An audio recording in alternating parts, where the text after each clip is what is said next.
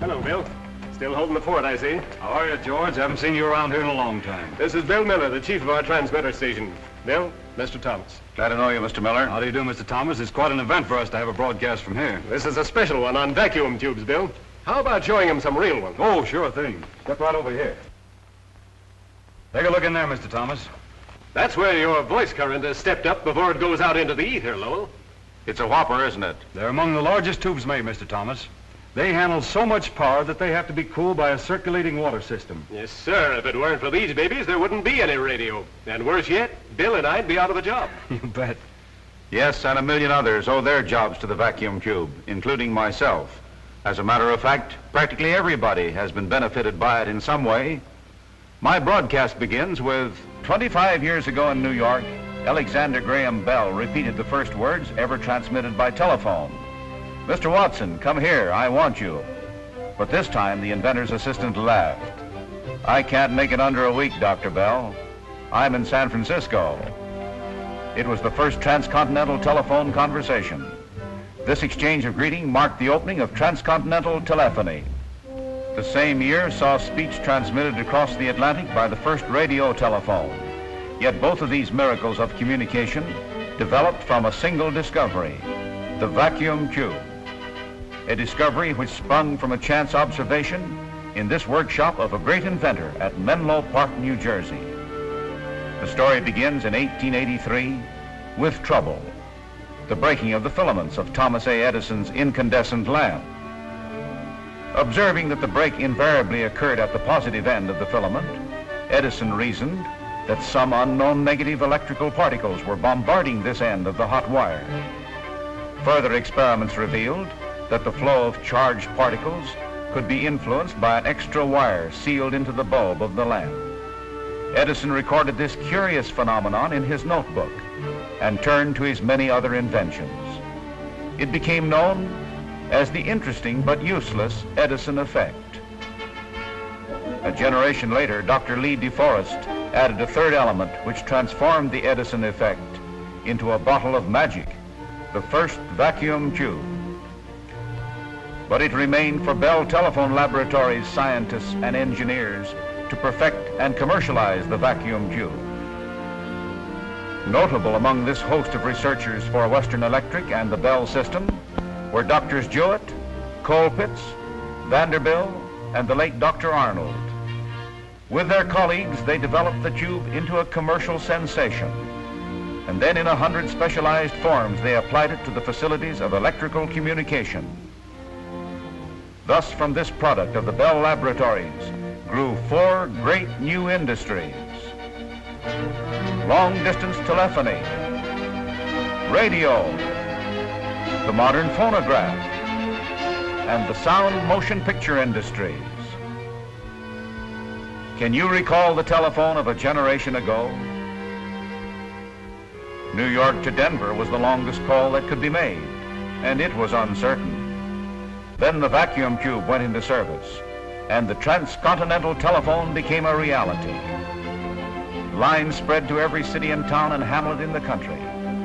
Radio telephones spanned every ocean, connecting the telephone in your home with 38 million of the world's 40 million telephones. All because a vacuum tube can amplify the human voice without distortion. The product of this magic lamp we call a vacuum tube is not light, but electricity. Electrons set free from the atoms of matter that hold them captive. And the world and all it contains are built of atoms.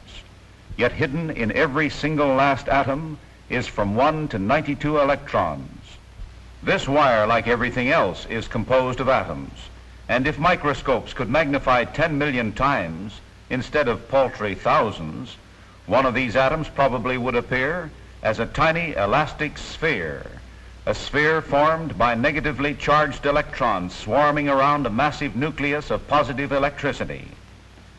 Some substances, especially metals, do not keep their electrons tightly bound to the individual atoms, but allow them to roam around aimlessly between the atoms in the interior of the substance. Such substances are called electrical conductors, because if a battery is connected to the ends of a wire made of such a substance, the free electrons drift along the wire, continuing their aimless motions as they drift.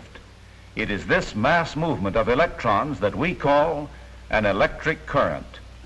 Whenever the aimless motion of an electron carries it past the surface of the metal into the space outside, it is immediately pulled back by the electric attractions between the electron and the atom community it has left. To become useful in a vacuum tube, however, these electrons must be separated from their atom communities and allowed to move alone. This we do by heating the wire with an electric current. The atoms and electrons become increasingly agitated until some of the electrons rush at the surfaces of the wire at high speed, speed so high they could flash from New York to Detroit in 1 second. At these speeds, electrons are able to break through the electric forces which try to restrain them. They escape to move about in space outside the wire. Now, if we set up a nearby target of positive electricity, the electrons which escape from the surface of the wire are pulled directly to the plate. Actually, however, the space between the wire and plate is jam-packed with gyrating air atoms, literally billions of them. And to reach the plate, the electrons would have to bump their way through them like midgets in a subway crowd. And many of the electrons would be pulled into strange atoms on the way. This problem is solved by enclosing the wire and plate in a glass bulb. Then a vacuum is created by pumping out every possible air atom. And right here is where we get the name vacuum tube. Now the negative electrons shoot straight at the positive plate without interference. This pulling of electrons from atoms isn't done for amusement.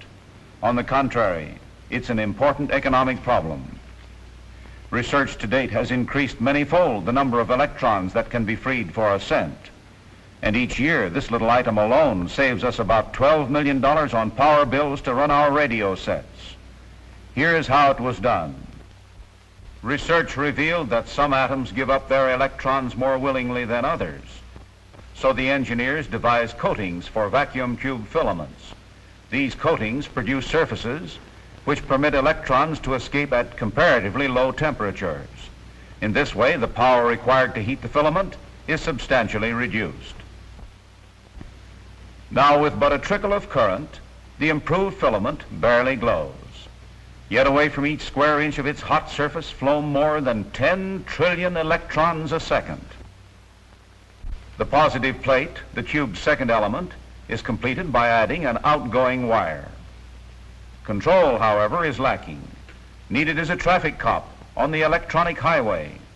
And this is the job of the vacuum tube's third element, or electrode, the grid. And with its introduction begins the real utility of the tube. Made negative to repel the negative electrons flowing from the filament, each increase or decrease of voltage applied to it lets few or many electrons pass to the plate. Or should you prefer an Arabian Nights technique, these aroused monkeys throwing pebbles at a target through a shutter ably portray what goes on in a vacuum tube. Simple, isn't it? Yet it's the essence of one of the world's most important discoveries. The ability of the electronic vacuum tube to amplify or control any sort of electrical wave motion puts 100 million new tubes to work each year. Yet if we know how they are used in telephony, we can understand their function in all speech transmission apparatus. To reproduce the human voice across the United States without vacuum tubes and telephone lines would require about 150,000 hog callers spaced within earshot. The time entailed, more than 5 hours. The telephone does it better in 1/12 of a second.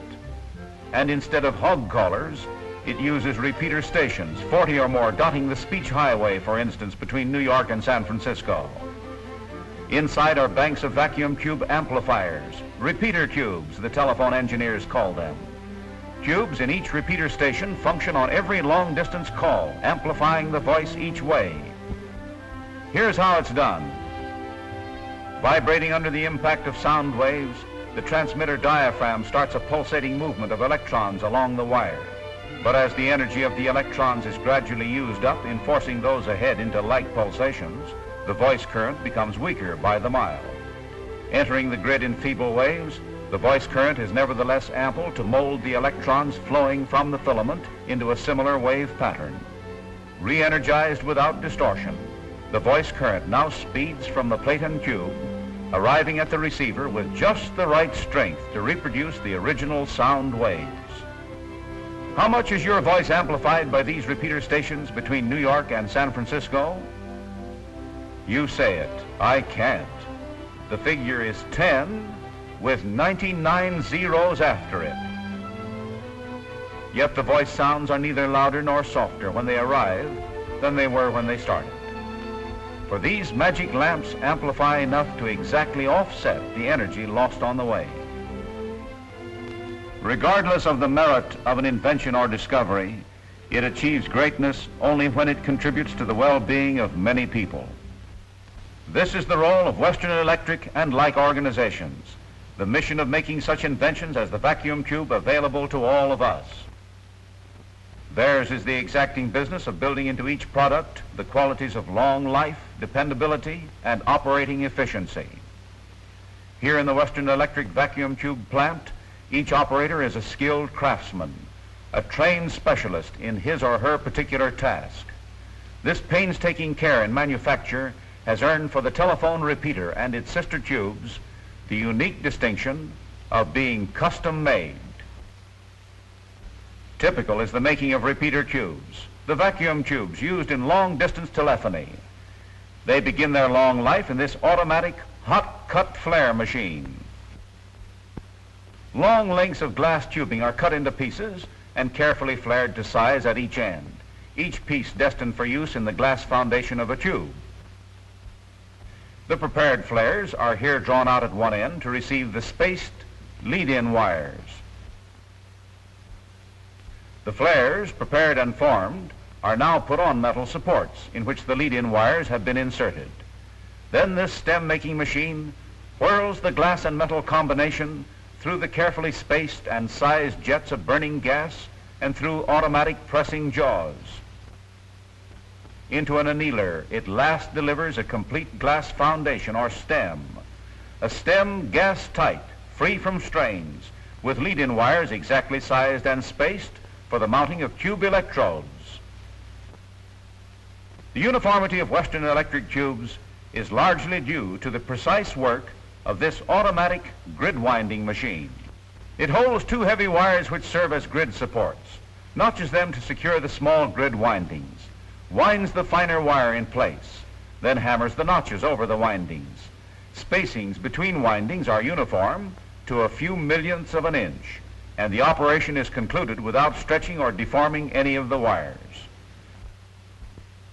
From rolls of carbon-coated nickel sheet, this carefully guarded punch press turns out halves of plate sections. The plate halves are next fastened together by a sort of metal stitching called staking. The resulting electrode, the plate which catches the electrons in the completed tube, is accurate in its dimensions to a few thousandths of an inch. The vital third element of the vacuum tube, the filament, is begun in annealing and coating machines. Metal ribbon, the core material, is drawn without stretching through heated tunnels and over pulleys and guides until the chemical coating is completely applied.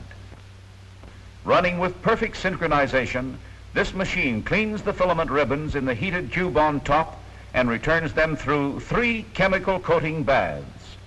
Throughout this entire process, the chemical composition of the coating and the dimensions of the coated filament are controlled to the closest limits. The elements of the tube are its glass foundation, its filament, grid and plate, together with some supporting pieces. and these are all brought together in the assembly position. On accurately machined jigs, they are fitted into each other and securely fastened in place by electric welding. Adjusted for each weld, the welding machine delivers precisely the amount of electrical energy required to make the metals flow together to obtain a secure joint. Completed, the tube structure is accurate within microscopic limits in all its spacings. None of the parts are distorted in the least as a result of the assembly, and yet the finished product is sufficiently rugged to withstand ordinary handling, both during subsequent manufacture and in shipment and use. At this point, the complete assembly is sealed into a glass bulb. The assembly is held in the revolving head of a gas-fired machine. The bulb is put over it, and then the bottom of the bulb is cut away by melting at a point where bulb and stem can be securely fused together. The completed seal-in, as it is called, is gas-tight and free from strains or leaks or other defects. On this automatic exhaust machine, the tube becomes a vacuum tube, for all gases are drawn from it. With vacuum pumps operating full blast, the tube is swept into a tunnel where it is heated electrically to a degree just short of melting the glass. This drives all impurities out of the glass envelope and the tube elements and down into the pumps. At this point, the base is fitted over the lead-in wires. These are clipped and bent into position, and the tube is sent through a gas-fired tunnel to fasten the base to the glass by high-temperature cementing. From the basing machine, the tube goes to the soldering position. Here, the leads are soldered to the sides of the metal projections that make the contacts between the tube elements and the telephone circuit in which it is to be used. Each based and soldered tube now goes into an aging socket and receives full load operating voltages for 8 to 16 hours. And at the end of this stabilizing treatment, it is tested for uniformity, stability, and serviceability. And finally, the repeater tube is carefully cleaned. It is now ready for use. But even here, insistence on manufacturing perfection is manifested in the sample tubes picked at random from the production line for special tests and life runs. And in these files are kept the records of each of these sample tubes, records which show that these tubes will operate over 50,000 hours and still perform at top efficiency. Here are the tubes which give voice to radio and talking pictures, tubes that enable the public address system to speak to thousands and the telephone user to talk across continents. And built into all of them are the endurance and high performance of the telephone repeaters, from those no larger than a peanut to this 100 kilowatt job, and giant 250 kilowatt vacuum tubes, the biggest broadcasting tubes in the world. Yes, tube making in this plant is more than a manufacturing process. It's an art. And the men and women you have seen are artisans, artisans who translate the achievements of research into the qualities inherent in all Western Electric vacuum tubes.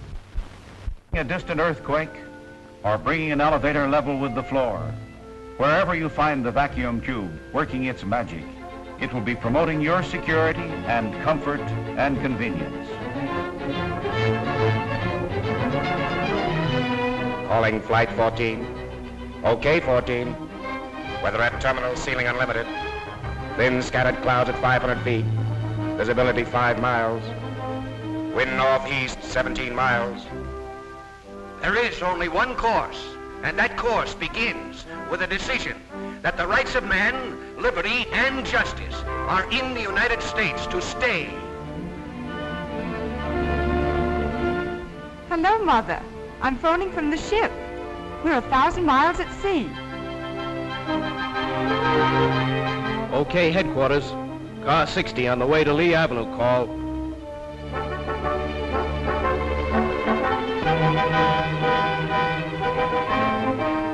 Get me a radio compass bearing on that SOS. Hurry it up.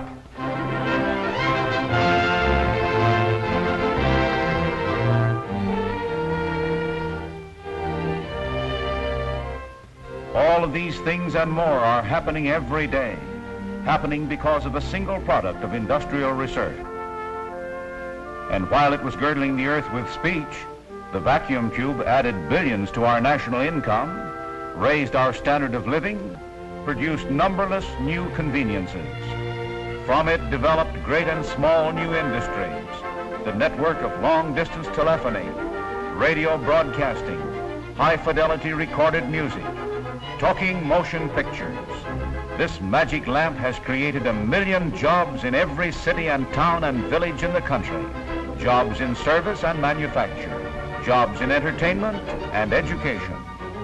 It has built 1,000 factories, opened 10,000 stores and shops, created vast demands for the raw materials of farms and mines and forests. All these things and more happened because of a single product of individual enterprise and the American way of life. And so long as they endure, there will be no end to the miracles of this modern Aladdin's lamp, the vacuum tube.